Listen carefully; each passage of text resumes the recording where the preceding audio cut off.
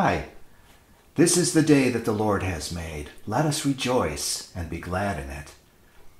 Today, our Bible lesson is going to be about seeking people, looking for people who were lost. Not lost in that they didn't know where they were, but lost from God. They didn't know who God was, and they didn't know what God wanted them to do. And so God sent a special person, Jonah, probably the best missionary that there ever was, even though he didn't know it, to go and find them. At Asbury, we have a game that we often play where we are looking for an object. We usually use this great big penny. Now, I know most of you don't have a great big penny at your house, but you can use a regular size penny, or you could use any other object that you have if it's kind of small, some sort of a figure that you might have, or maybe some sort of a little decoration if it's okay with mom and dad. It takes 2 people or more to play this game, and it helps if you have a blindfold.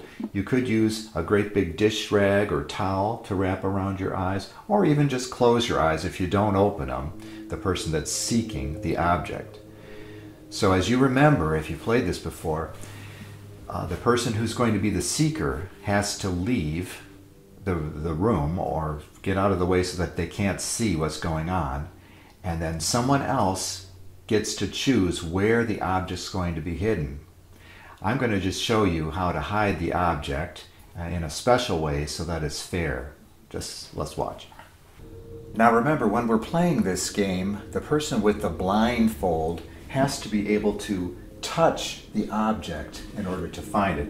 So it would not be fair to put the object so far behind something that they can't find it. It needs to be somewhere where they're going to be able to touch it and know, oh, there's the object. Okay, so that's playing fair. The seeker cannot see, so it really doesn't have to be hidden all that well. I'm putting it here. Now I'm going to play the role of the seeker, and then I'm also going to play the role of the person that hit it, who is calling out hot and cold. If I get closer to the object, I'm getting hot. Farther, I'm getting cold. Let's try it. Cooler, cooler, cold. Oh, cold, cold.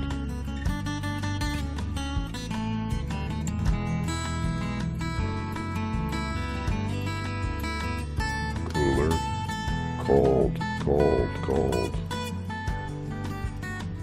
Warmer, warmer.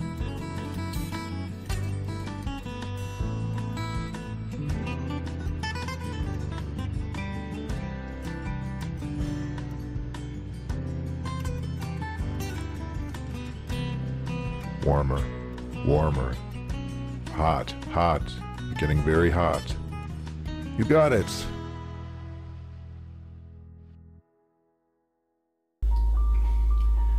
Another game that goes along with our lesson today is the game Simon Says, where I'm going to give some instructions, and if I say Simon Says, then you should follow the directions that I give. But if I don't say Simon Says, then don't do it. All right, let's see if we can try that. So Simon says, first of all, stand up nice and tall. Simon says, stoop. Simon says, stand up tall. Hop on your right foot. Oh, I did not say Simon says, so I hope you didn't do that. This time, Simon says, hop on your right foot. Simon says, stop. Simon says, hold out your arms. Put your arms down. Simon didn't say to. So if you kept your arms out, that was the right thing to do. Now Simon says, put your arms down. Simon says, turn in circles.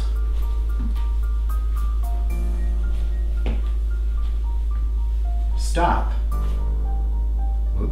Simon didn't say to stop, so turn in circles. Simon says stop. Now you stop. Jonah did not follow God's instructions. Let's see what happened in this Bible story. God told the prophet Jonah, "Go to the great city of Nineveh. Tell them to stop doing bad things." The people of Nineveh were enemies of God's people, so Jonah did not want to go there. He got on a boat heading the other way.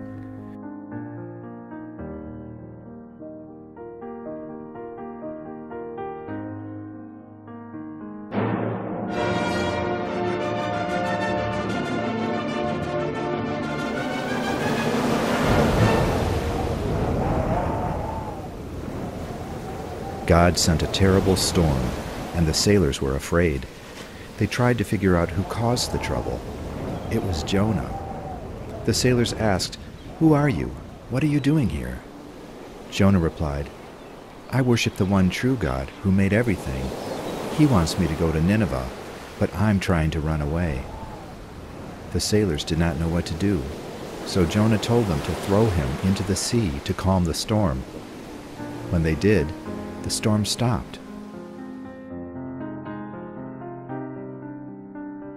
From that moment on, the sailors worshiped the one true God. God sent a big fish to swallow Jonah. And Jonah was in the belly of the fish for 3 days and 3 nights. He prayed to God. Then the fish threw him up onto dry land. God told Jonah, "Go to Nineveh and preach my message." So Jonah finally went. He walked into the city shouting God's message. "In 40 days, Nineveh will be destroyed." The people turned away from their evil ways. Even the king did. God decided not to destroy Nineveh. "I knew it," Jonah said. "You are a gracious God. You show mercy to people. You are slow to anger, and you are loving. I knew you would decide not to destroy Nineveh. Why did I have to go there? Now I'm so angry." "Is it right for you to be angry?" God asked. Jonah left Nineveh and made a shelter where he could still see the city and what God would do. God taught Jonah a lesson. He made a plant grow up to shade Jonah from the sun. Jonah was glad to have the plant, but the next day, God sent a worm to attack the plant, and it died. "I want to die," Jonah said. God asked Jonah, "Is it right for you to be angry about the plant?" "Yes," Jonah said, "it is right. I'm so angry I could die." God said, "You cared about the plant, but you did not take care of it or make it grow. It only lasted 1 day. Nineveh is a big city with thousands of people. I created them and care about them. Aren't they and the animals in the city more important than a plant?" God sent Jesus to call us to repent, to turn from sin and turn to Him. Jesus willingly followed His Father's directions. He died on the cross to rescue us from our sin and make us a part of God's family forever.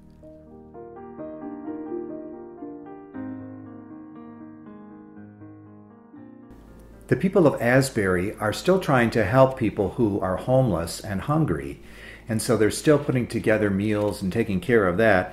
And we still need some drawings to put into those packages that go out to the homeless. And I asked you quite a while ago to make some drawings, and I thank you for those who did do that. I wonder if you would have some time now to make some more drawings for those people. And it can be anything. It could be stick figures of your family. It could be pictures of flowers or of mountains or trees.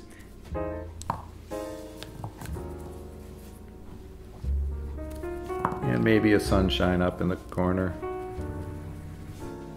Our drawing can be as simple as that, or we can make it something fancier, depending on how you feel about it. When you're being an artist, one of the fun things is observing how things look, how God made them, the colors, the shapes that He put into them. I'd like you to notice in this picture how the mountains that are farther away are a lighter color than the hills that are closer. Can you see? There's more blue in the mountain that's farther away. The air has tiny drops of water in it, and the more air that you look through, the more blue you're going to see. That's why things that are farther away look lighter and more blue. Now this picture is a picture that was taken in the morning, and notice how the morning light looks a little more yellow. The greens are a little more yellow, but still the mountain in the background is lighter than the other ones, the things that are closer. This is a picture in the evening, and notice how there's more reds and purples in the evening time. The greens are darker greens. This is just as the sun's getting ready to set, and all of a sudden there's a lot of orange that shows up all over the place. Except for in the shadows, the green is very dark. And then just after sunset, everything's looking very pinky purpley. The green is almost black, it's so dark. So the light changes throughout the day, and you can decide what kind of light you want to use in your drawing, what kind of colors. Okay, so now I'm going to try something a little more complicated. The first thing I need to do is to find the line like I'm seeing in front of me. It slopes up and then it kind of curves down. And then there's another line, trees that are beneath it. And then I see another line down below that of, looks like bare land. The farmer must have cleared whatever the crops were off of there. So I want the light blue of the mountain. I'm just going to kind of shade it. This is crayon. Remember, it's not going to be real accurate. It's more just to give you the feel of the color. And there are some places that are darker than others.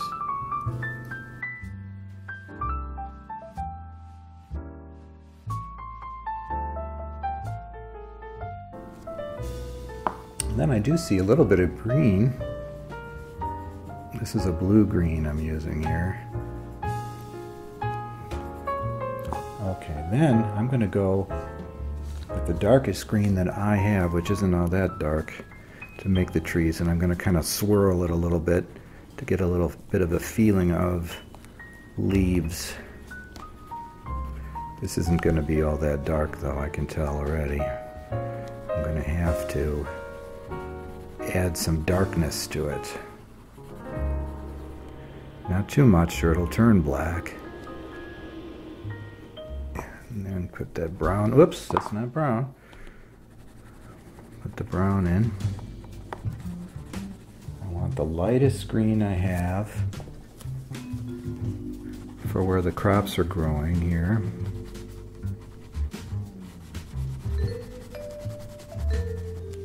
And then the darker green to make the rows where they have already cut all the alfalfa and they've kind of let it all stack up. The next thing they'll do is they will spread it around so it can dry in the sun, and then they can bale it up into great big bales. And I think I want just the tiniest bit of blue to make it look like I've got some clouds. I'm doing a very light swirl in the sky. I need this darker, I can tell.